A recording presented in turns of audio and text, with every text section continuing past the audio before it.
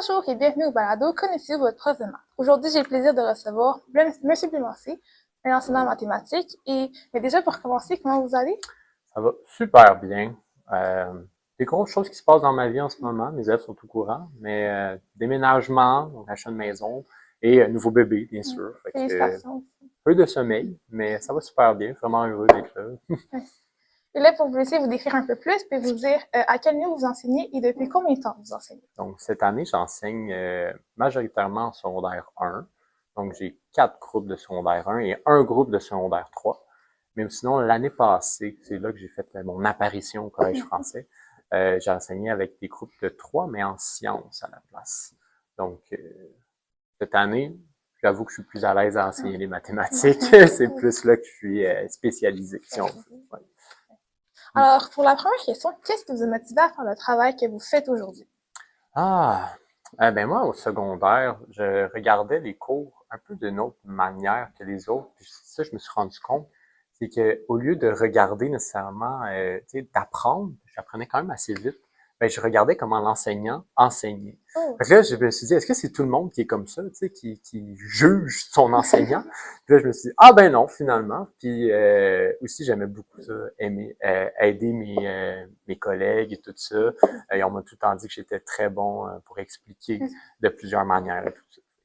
et est-ce que vous envisagez toujours de devenir un enseignant ou avant vous vouliez faire autre chose, justement? Non, en fait, je m'en allais au cégep avec, oui, enseignant a toujours été un choix, mais je voulais être comptable à la base. Donc, au cégep, je suis allé dans cette branche-là et j'avais un cours dès la première session au cégep qui a confirmé que je n'allais pas en Non? comptabilité et que j'allais, en fait, en enseignement des mathématiques. Ouais. Et là, maintenant, comment vous pourriez décrire la façon dont vos élèves vous perçoivent? Je pense qu'ils me voient comme un prof, prof dynamique, ça c'est sûr, personne ne pourrait enlever ça, parce que je bouge tout le temps. Peut-être même un peu hyperactif. Sportif, parce que je cache pas le fait que je fais beaucoup de sport dans ma vie et j'en ai fait beaucoup étant plus jeune. J'étais moi-même un élève du Collège français dans un programme sport-études. Oh, quel Euh, sport? Au hockey. Oh, ok. Ouais, gardien de but. Carrément. Fait que je sais c'est quoi la réalité de mes élèves par rapport à ça et fait que je m'en cache pas. Puis même des fois, même en mathématiques, si je vois on fait des petites compétitions, ben il y en a qui veulent faire des push-ups, font des push-ups. Puis Oh, c'est ça, ça n'a pas rapport avec les mathématiques, c'est juste pour rendre ça agréable. et là, maintenant, vous, comment vous vous décrirez en tant que prof? Euh, un prof qui est juste. Je vais aller comme ça, là. Moi, toutes mes décisions sont prises en classe en fonction que euh, peu importe c'est quel élève qui me demande quelque chose, il faut que tout le temps que ce soit la même réponse. Donc, il n'y a pas de traitement préférentiel ou des traitements qui sont négatifs, par exemple, parce que, je sais pas, il y a eu une mauvaise période, quoi que ce soit. Donc, c'est très pédagogique. Donc, il y a tout le temps une idée derrière mes actions qui rendent les trucs le plus juste possible. Oui, ça, c'est bien. C'est la personne qui aime ça. Est-ce que vous avez un mot ou une expression que vous répétez le plus souvent en classe? Oui, justement, j'enseigne beaucoup à des sportifs et moi, je dis tout le temps, on pratique comme on joue. Ça veut dire que on fait les exercices en classe, les devoirs, les leçons et tout ça, mais ça, c'est comme la pratique. De quand tu fais ton sport, ben, si tu ne pratiques pas bien, ben, quand il va être le temps de faire le match, ben, tu vas mal jouer. Et moi, ça, c'est les examens, les moments où est-ce qu'il faut se présenter, donc d'être vraiment prête pour le grand jour, en fait. Oui. C'est vraiment ça l'idée. Fait que on pratique comme on joue. Fait que on martèle l'idée comme ça. Ok. Est-ce que vous avez, ben, en fait, quelle serait la pire excuse qu'un élève vous ait déjà donnée pour ne pas avoir fait un devoir ou un travail? Ah, mais pas la pire, mais l'excuse que je n'aime pas entendre, puis que j'entends souvent, c'est j'étais absent. Parce que au collège français, on a le portail. Hein? Le Oui. portail est écrit devoir, et devoir est à remettre demain. Puis bon, si c'était de la nouvelle matière et tout ça, je vais être clément. Comme je dis, je suis assez juste dans mes décisions. Mais si c'est pas de la nouvelle matière, puis je juge que la personne était capable de le faire, ben malheureusement, c'est pas une bonne excuse. Puis ça, je l'entends souvent. Mais c'est pas nécessairement la pire, mais c'est juste celle qui me parle le moins, par exemple, que je suis comme, mauvaise excuse. Oui, c'est Ouais. sûr. Et là, justement, si vous avez le pouvoir de retirer une phrase que des élèves disent souvent, quelle phrase ce serait? Ah, j'ai la flemme. Ah oui. J'ai la flemme. Comme si c'était une maladie, qu'on l'attrapait quand on sort de la classe. Et là, on est comme, j'ai la flemme, monsieur. OK, mais c'est pas une maladie. J'ai la flemme, c'est juste, ça veut dire, écoute, retrousse-toi les manches, puis enlève-toi cette flemme-là et trouve la flamme à la place. OK, on va faire un petit jeu de mots, là. Mais, tu sais, motive-toi. J'ai la flemme, c'est pas la fin du monde, là. Tu sais, c'est juste, je suis paresseux, je ne veux pas faire le travail. Oui. Mais c'est pas, c'est ça. C'est une phrase que j'aimerais qu'il s'enlève de la tête un petit peu. Et là, maintenant, quel conseil ou quel conseil vous auriez à donner à un élève qui reçoit de la difficulté en mathématiques ou qui déteste les maths? Ouais, je pense que les deux conseils vont différer dépendamment si on dit qu'il est en difficulté, mais qu'il a un bon rapport avec les mathématiques. Quand je commençais avec celui-là, des difficultés en mathématiques, c'est qu'il faut voir ça comme étant bloc par bloc. Donc, si on n'a pas nécessairement une haine des mathématiques, quoi que ce soit, mais il faut y aller avec des petites victoires.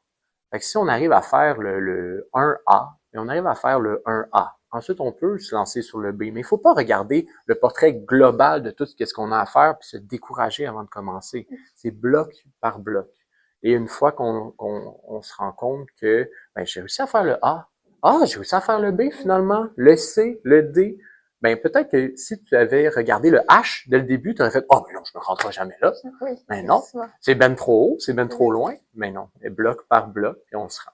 Tandis qu'un élève qui n'aime pas les mathématiques, ben j'avoue que c'est de changer le rapport avec les mathématiques. C'est se poser la question en fait, c'est quoi pour lui les mathématiques? Qu'est-ce qui rend le truc négatif pour lui? Est-ce que c'est parce que c'est obligatoire à l'école ou est-ce que peut-être que c'est même une façon d'expliquer qu'il aime pas?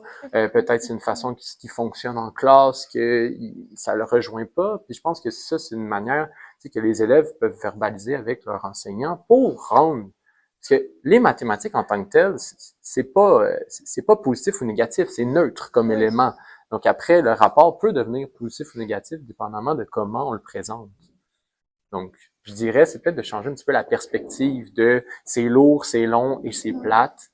Tu sais, il y a peut-être d'autres manières de le voir. Si justement un élève déteste les maths parce qu'il a de la difficulté en maths, donc, il les déteste à cause qu'il y a de la difficulté. Oui. Ben, c'est sûr que là, il faudrait aller chercher parce que c'est le succès qui donne la motivation. Hein? C'est pas la motivation qui mène au succès. Donc, c'est d'aller chercher encore une fois des petites victoires. Parce que ça, on n'aime pas ce que l'on n'est pas bon dedans.